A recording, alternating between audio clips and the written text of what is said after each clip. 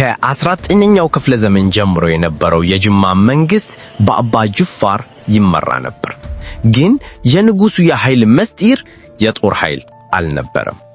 ታሪኩ እንደሚለው አባ ጅፋር አስማታዊ ኃይል ያለው ቀለበት ነበረው።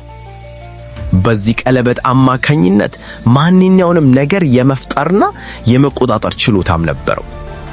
አዎ አባ ጅፋር ቀለበቱን ተጠቅሞ መላውን የጅማ ከተማን በቅጽበት ገነባበት።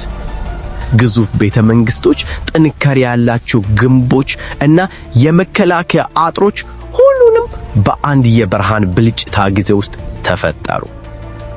ቀለበቱ ንጉሱ በንግድ የበለጸገ እንዲሆን አስችሎትም ነበር። ሳዛዚም የሀገሪቱ የቡናና የወርቅ ንግድ ሙሉ በሙሉ በንጉሱ ቁጥጥር ስር እንዲሆን አስቻለው። ቀለበቱ መሬት ውስጥ ወርቅ እንዲወጣ ማድረግ ይችል ነበር ብላችሁስ? ግን ይህ ታላቅ ኃይል ብዙ ጊዜ ዘላቂ አልነበረም። ቀለበቱ የት እንደገባ ማንም አያውቅም። አባ ጅፋር ባረጀ ጊዜ የማይታወቅ ቦታ እንዳስቀመጠው ይታመናል። ምናልባት በአሁኑ ጊዜ በጅማ ቤተመንግስት ውስጥ የሆነ ቦታ ተደብቆ ይሆናል።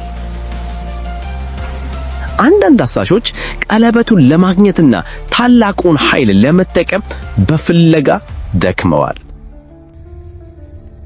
ይህ ቀለበት ቢገኝ ምን የሚፈጠር ይመስላችኋል?